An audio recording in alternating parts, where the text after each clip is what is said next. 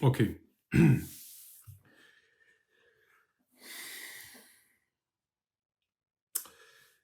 Comme il a dit, la lumière de Akadosh Baruch Hu telle qu'elle, c'est une lumière qui est infinie. C'est une lumière qui n'est pas apte, il n'est pas possible de s'intégrer telle qu'elle dans des réceptacles de manière adaptée, puisque c'est infini. Qu'est-ce qu'il qu'est-ce qu'il faut faire?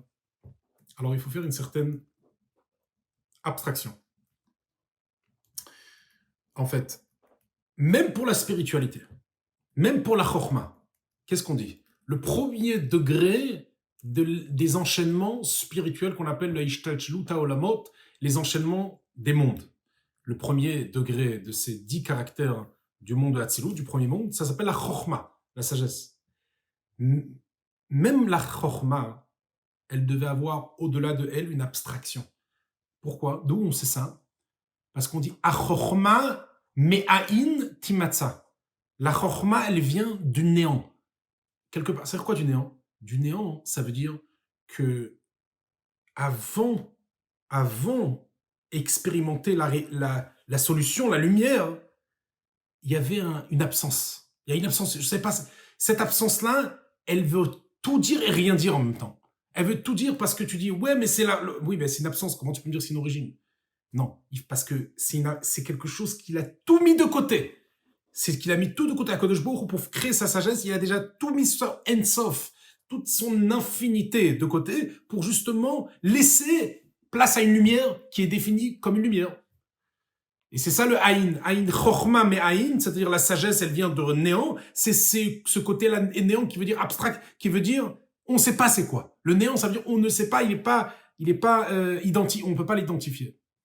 C'est un peu à l'image de quelqu'un qui, on voit que toutes les solutions, il y a quelqu'un qui est dans le travail, dans le business, il essaie de trouver une solution. Et tu vois, chaque fois, quand c'est le moment où un peu d'angoisse, un peu de trucs, c'est là où des fois les solutions, et je suis pas bien, je dois trouver la réponse. Oh, j'y arrive.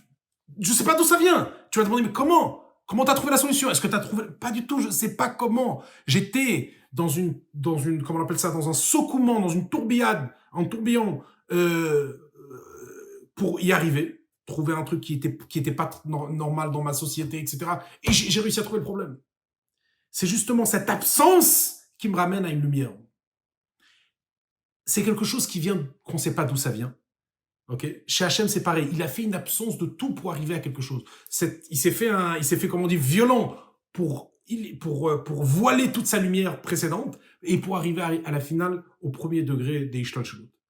Et en fait, il explique aujourd'hui dans l'écoute de Torah, dans notre de rouge de Chassidut, que si c'est comme ça dans la spiritualité, que le premier degré il doit avoir une absence, il doit avoir une abstraction, alors à plus forte raison pour créer la matière.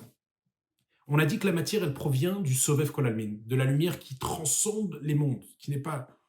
Si pour créer de la spiritualité, il fallait te mettre en absence totale, et ça c'est de la spiritualité, et c'est quelque part quelque chose qui est relativement lié à tout le côté divin, tout le côté Dieu, à plus forte raison une matière qui est lointain à des années-lumière de tout le sens qui s'appelle la spiritualité. Combien plus Dieu il devait se faire une absence totale pour y arriver, une abstraction totale pour arriver et pour faire cette matière-là. Et il explique en fait à la finale que le monde matériel, il est lié au Sovev Kolalmin. N'importe quelle chose dans le monde. Parce que pour arriver à faire une matière matérielle, tu es obligé, n'importe quel matérialité, tu ne peux pas avoir une lumière relative. Pourquoi? Parce qu'une lumière relative va te ramener un degré inférieur, mais qui est rapport avec le supérieur. Alors tu vas jamais arriver à la matière. Je vais te donner l'idée. On dit comme ça, le char céleste est composé de plusieurs animaux. Le taureau céleste, on parle de ça. Dieu, il avait un char céleste. Il a le taureau, le lion, ok. Et le lion, l'aigle. Et on dit comme ça que tous les animaux voilà, tous les animaux. La volaille matérielle provient de la volaille céleste, de l'aigle. Les animaux proviennent du taureau. Les animaux domestiques ou les animaux féroces, le lion, c'est les animaux féroces. Quel rapport entre Alors la question, elle est, est-ce que l'animal même provient de cette charge? On te dit pas du tout. On te dit l'âme de l'animal. Mais l'animal matériel, elle n'a rien à voir avec l'idée de ces animaux célestes, puisque c'est des anges. C'est des concepts spirituels. À l'âme de l'animal du lion, ou l'âme des animaux, des volailles, eux proviennent, parce qu'il y a une connexion entre le spirituel, le char céleste qui est spirituel, et les choses en bas, mais qui sont relativement liées par rapport à qu'est-ce qu'ils sont. Les deux, ils sont spirituels. Une, c'est une âme, et une, c'est quelque chose de céleste. Par contre, la matière, par contre, les choses matérielles, il n'y a aucun rapport où tu vas relier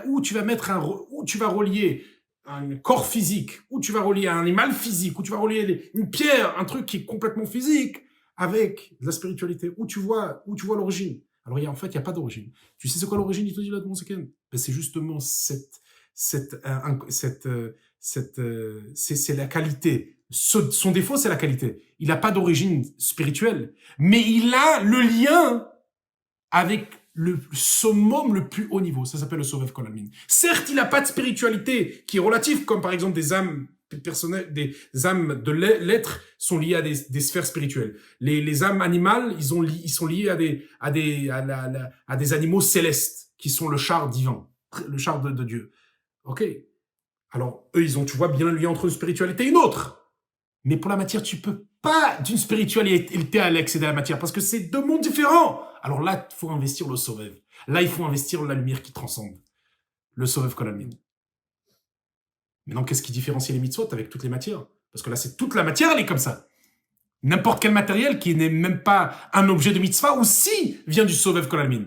Alors, en quoi la mitzvah est particulièrement distinguée dans son lien avec le Sovev Kol Almin? Il te dit le problème, il est que, et pas le problème, tout est Sovev, tout le matière, tout ce qui est matériel, le fait que voilà, c'est matériel et il n'y a rien à voir avec des niveaux précédents, alors il faut justement investir une lumière qui est infinie pour émaner cette matière-là. Mais ça, dans toutes les choses qui ne sont pas des mitzvot, le Sovev, il est complètement abstrait, complètement obscur. Rien à voir, comme tu vois. Il y a plein de choses matérielles qui sont contre la volonté de Dieu. C'est un Sovev, mais qui n'a rien de lié avec la chose qu'il a émanée.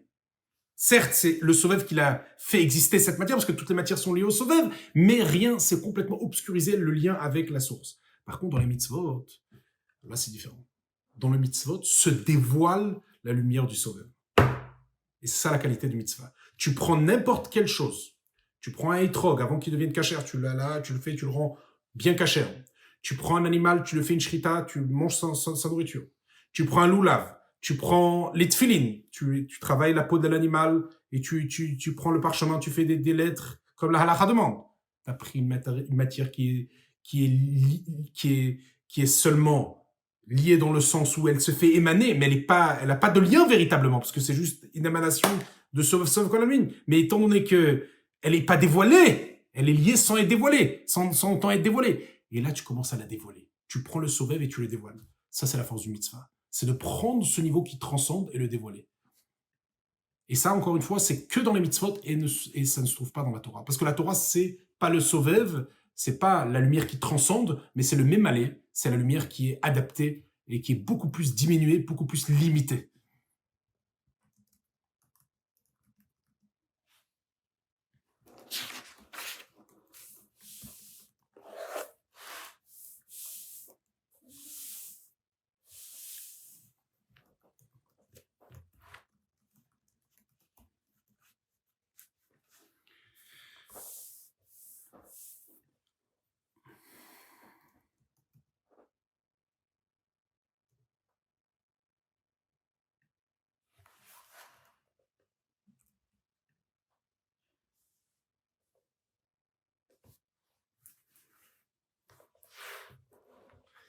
Maintenant, il explique.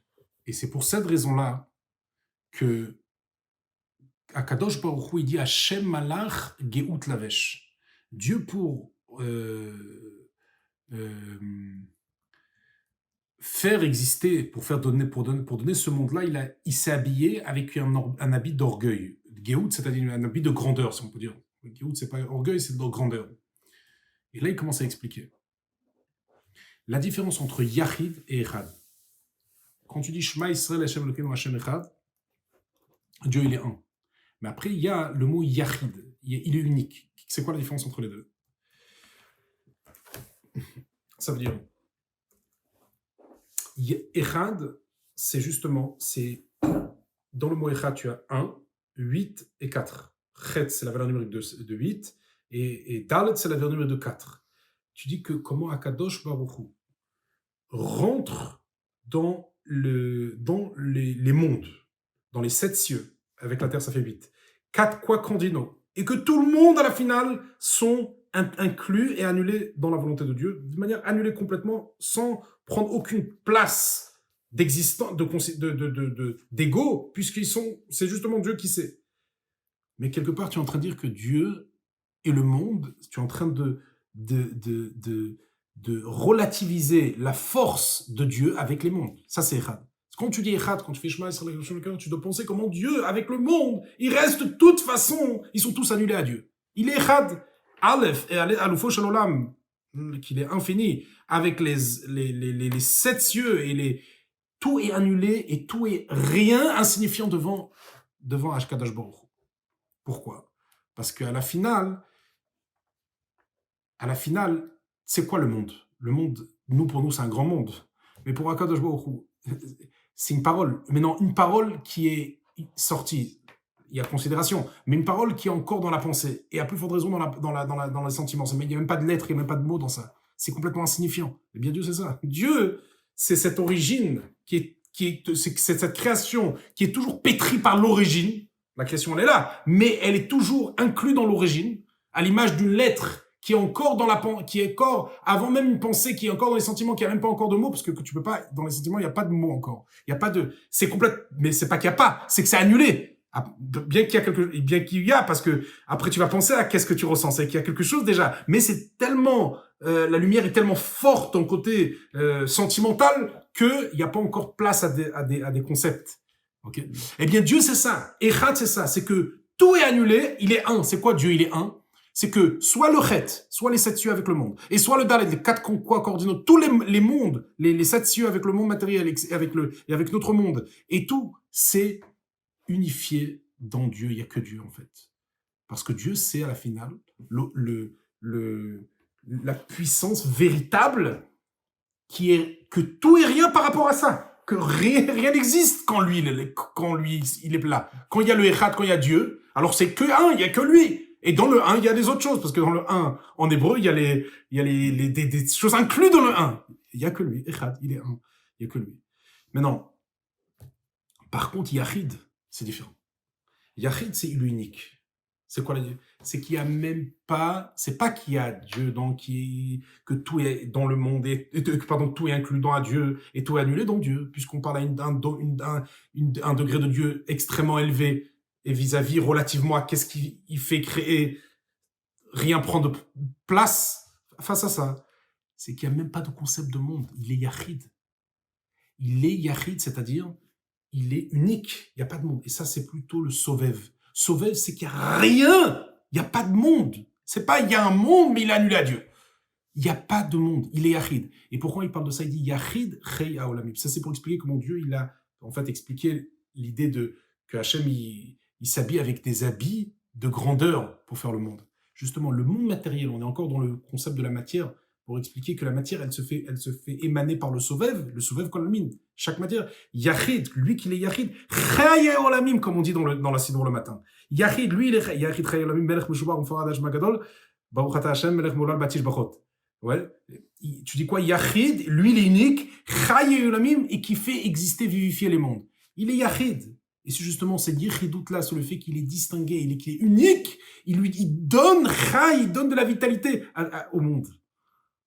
Et après, tu continues dans le même concept. Melech, un roi, Meshubach, qu'il est glorifié, ou Mefoar, ou Melech Meshubach, ou Mefoar, Adeat Shemo Agadol. Melech Meshubach ou Mefoar, Adeat Shemo Agadol, c'est le même concept. C'est un roi qui est complètement distingué. Meshubach, il est roi. Meshubach, Mefoar, Adeat Shemo, jusqu'à l'éternité. Mais tout c'est justement parce qu'il est immense, il a cette infinité-là, que les mondes peuvent émaner de cette force-là.